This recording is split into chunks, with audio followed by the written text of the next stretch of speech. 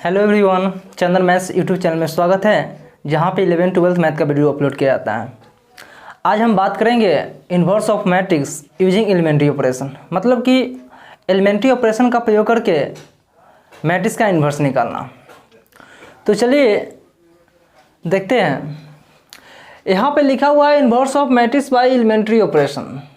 कह रहा है कि आप इन्वर्स निकालिए लेकिन एलिमेंट्री ऑपरेशन का उपयोग करके।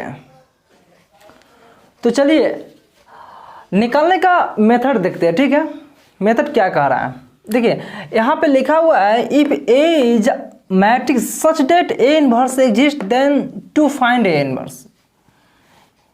ए इनवर्स मतलब एक मैट्रिक्स है और ए इनवर्स एग्जिस्ट कर रहा है, तो हमको ए इनवर्स फाइंड करना है। ए मैट्रिक्स है एंड ए इनवर्स एग्जिस्ट कर रहा है, तो हमको ए इनवर्स फाइंड करना है। तो चलिए हम इसके लिए क्या करते हैं, यूजिंग एलिमेंट्री ऑपरेशन रो, मतलब कि बोल रहा है ए इनवर्स आप फाइंड कीजिए लेकिन एलिमेंट्री ऑपरेशन का प्रयोग करके। तो यहाँ पे आप देखिए इसका रूल क्या है। सबसे पहले लिखेंगे A equal to I A, right A equal to I A and apply a sequence of row operation on A equal to I A till we get I equal to B A. बोल रहा है कि आप ए equal to I ए सबसे पहले लिख लीजिए, उसके बाद ए इक्वल टू आई पे आप रो ऑपरेशन को अप्लाई कर दीजिए। आप तब तक अप्लाई कीजिए जब तक आई इक्वल टू बी ए ना आ जाए। बोलना है कि सबसे पहले ए इक्वल टू आई ए लिख लीजिए और उस पर रो ऑपरेशन अप्लाई कीजिए, तब तक अप्लाई कीजिए जब तक आई इक्वल टू बी ए ना आ जाए, ठीक है। तब b जो होगा इन्वर्स ऑफ a हो जाएगा। Then the matrix b will be the inverse of a, तब जाके क्या होगा, b जो होगा इन्वर्स ऑफ a होगा, ठीक है। तो a तो मेरा हुआ रो ऑपरेशन का यूज करके, एलिमेंट्री रो ऑपरेशन का यूज किए तो मेरा a इन्वर्स निकला, ठीक है। अब हम क्या करेंगे, फिर a इन्वर्स से निकालेंगे using elementary column operation. Column operation का उपयोग करके हमको निकालना है ए इनवर्स। तो चलिए फिर वही बात लिखेंगे, right A equal to A आई, वहाँ पे लिखे थे ए इक्वल टू आई ए, यहाँ पे करेंगे A equal to A I and apply a sequence of row operation on A equal to I A till we get I equal to A B. इसमें क्या बोल रहा है भाई कि आप ए इक्वल टू ए आई लिखिए और उस पर कॉलम ऑपरेशन अप्लाई कीजिए, तब तक अप्लाई कीजिए जब तक आपको आई इक्वल टू ए बी न मिल जाए, तब जाकर बी जो होगा इन्वर्स ऑफ ए होगा।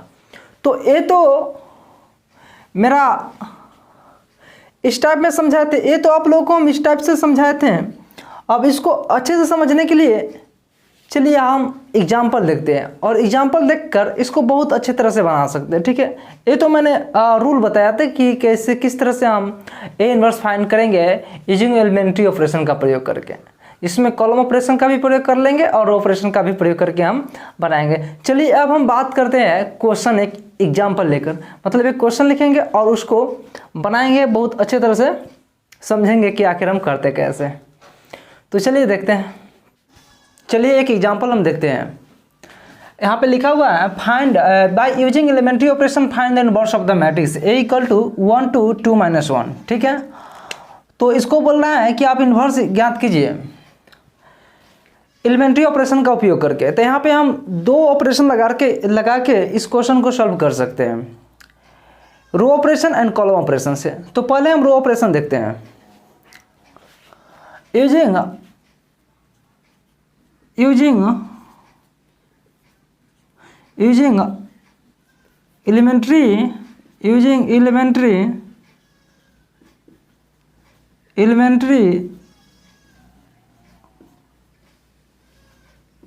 रो ऑपरेशन, ठीक है। क्या लिखते हैं, सबसे पहले लिखना है वो है हमको ए इक्वल टू ए आई, ठीक है, और लाना क्या है आई इक्वल टू बी ए, ठीक है, आई इक्वल टू बी ए। तो ए यहाँ पे देखिए कितना है 1 to 2 - 1, ठीक है, एंड ए कितना है इक्वल टू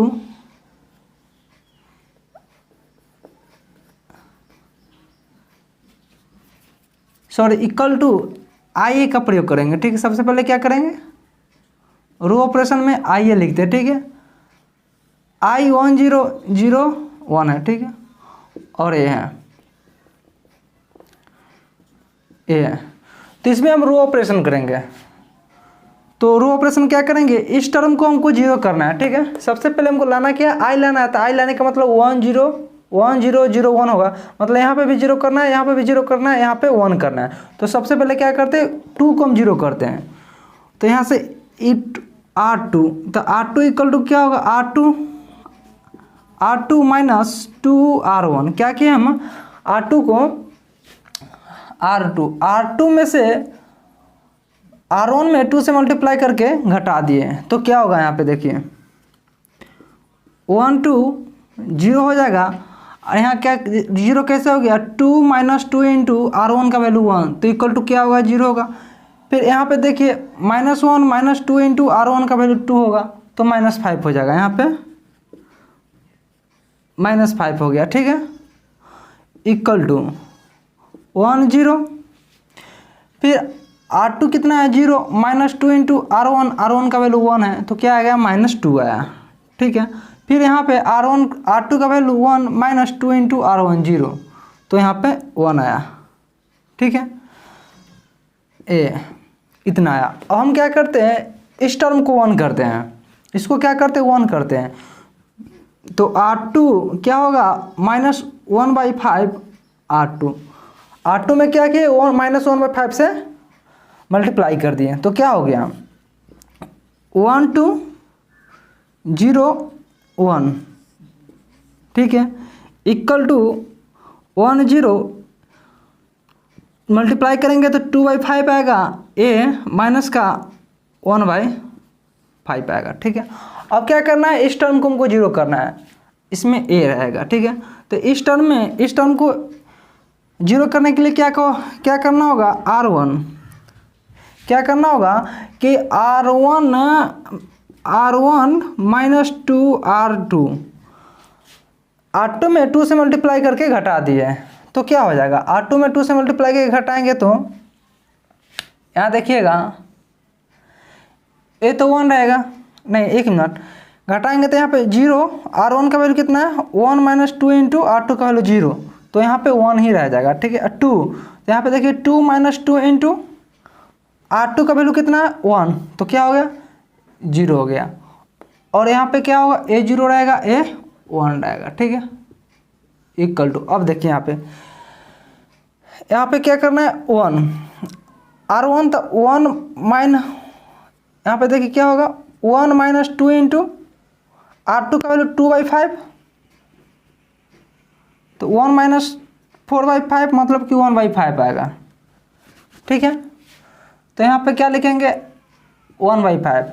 और यहाँ पे क्या लिखाएगा, यहाँ पे क्या होगा, R1 तो R1 का 0 -2 इंटू R2 -1/5, मतलब माइनस माइनस प्लस 2/5 आएगा। क्या आएगा, 2/5 आएगा। तो यहाँ पे क्या लिखेंगे, 2/5। ठीक है, और फिर यहाँ पे क्या है, 2/5, और यहाँ पे क्या है, माइनस का 1/5, ए आया।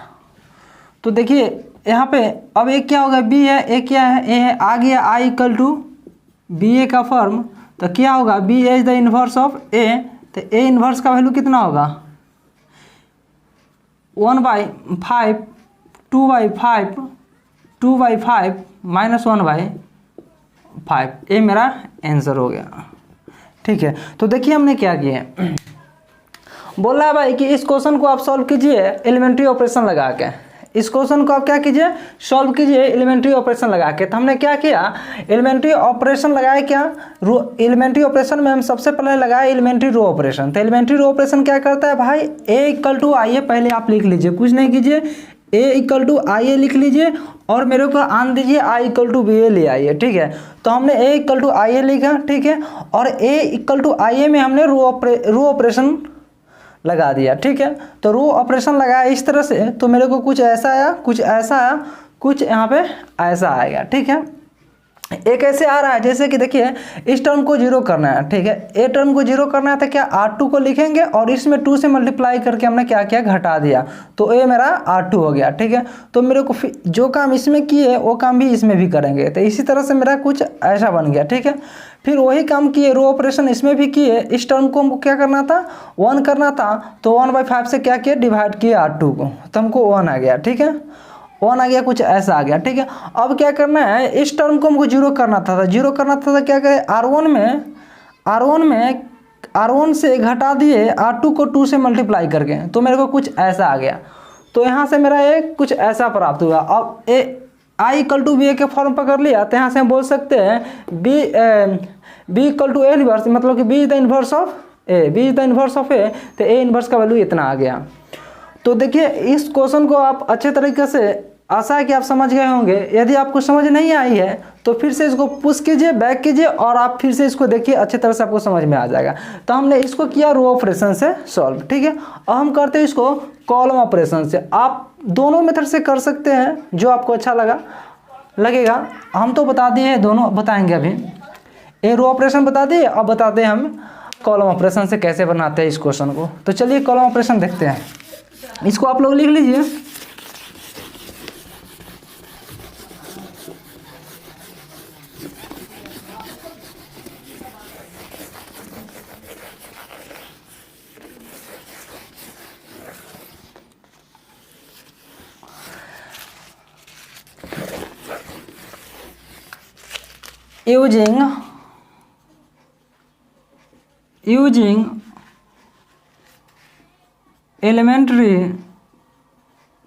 using elementary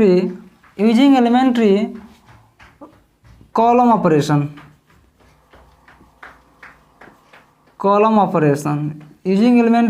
operation, using elementary column operation मतलब कॉलम ऑपरेशन का प्रयोग करके हमको बनाना है।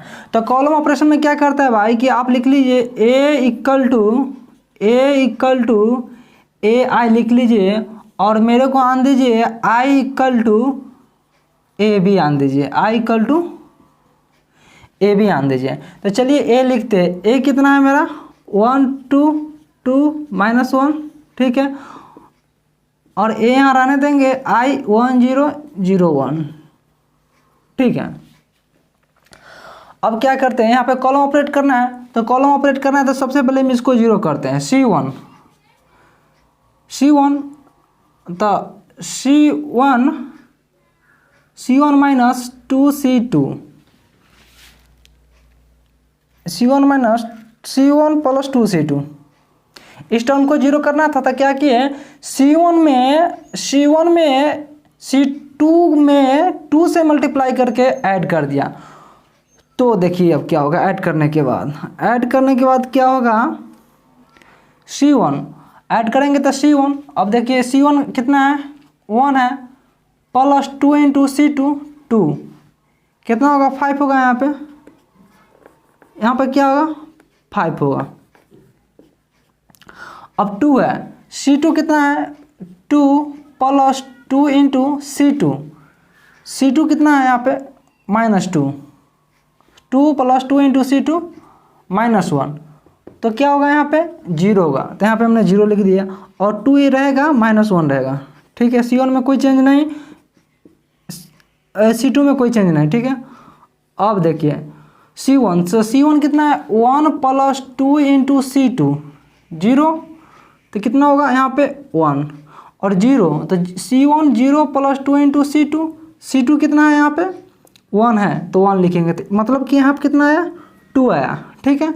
और इसमें नो चेंज, इतना आया, ठीक है। तो मेरा कुछ ऐसा आया,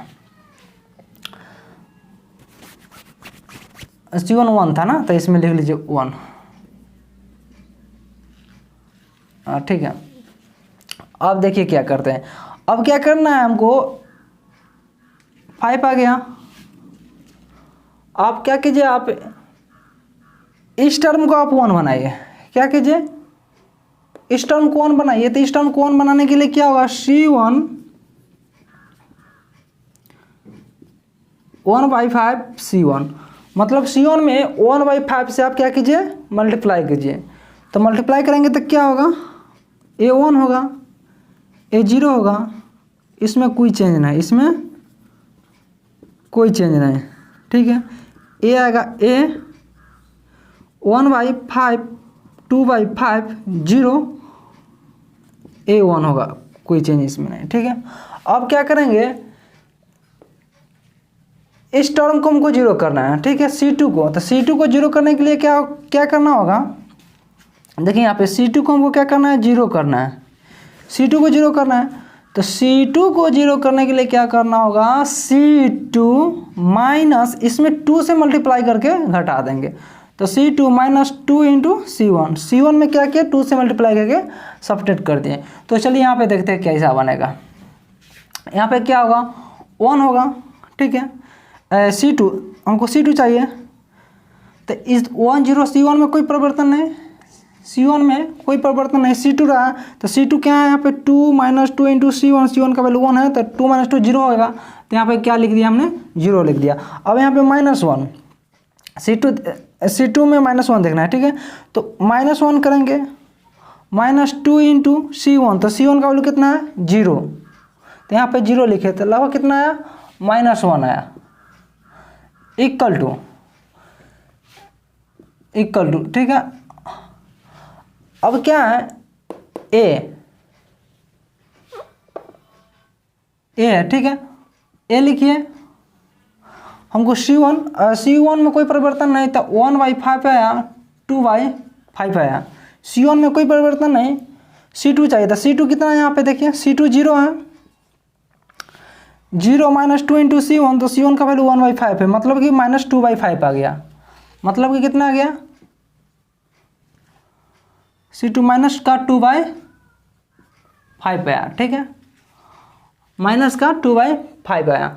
अब देखिए माइनस का 2/5 आया। अब हमको A चाहिए 1, तो C2 कितना है, 1 माइनस 2 इंटू C1 का कितना है, 2/5, तो 1/5 आया। तो यहाँ पे क्या लिखेंगे, 1/5, ठीक है। अब क्या करते हैं, इसको हमको 1 करना है, तो 1 करने के लिए इसमें क्या करना होगा, C2 में माइनस से मल्टीप्लाई कर देंगे। C2 में क्या करेंगे, माइनस से क्या किए, मल्टीप्लाई कर दिए C2 में, तो क्या होगा, 1 है 0, माइनस से मल्टीप्लाई करेंगे 0, इसमें माइनस से मल्टीप्लाई करेंगे तो 1 हो जाएगा, ठीक है। ए 1/5 2/5, ठीक है, माइनस से मल्टीप्लाई करेंगे कितना आएगा, -1/5। तो क्या आया, ये फॉर्म पकड़ लिया I equal to A B का, ठीक है, I equal to A B का फॉर्म पकड़ लिया, ठीक है। तो यहाँ से A का इन्वर्स कितना निकल गया, 1/5 2/5 2/5 -1/5, कुछ ऐसा आया, ठीक है, -1/5 आया। तो चलिए अब देखते हैं कि इस क्वेश्चन को हम कैसे किए। देखिए हमको बोल रहा था इसका इन्वर्स निकालने के लिए, तो एलिमेंट्री ऑपरेशन का प्रयोग करके हमने इसका इन्वर्स निकाल दिया, ठीक है। अब हम चाहते हैं कि इसको कॉलम ऑपरेशन का प्रयोग करके,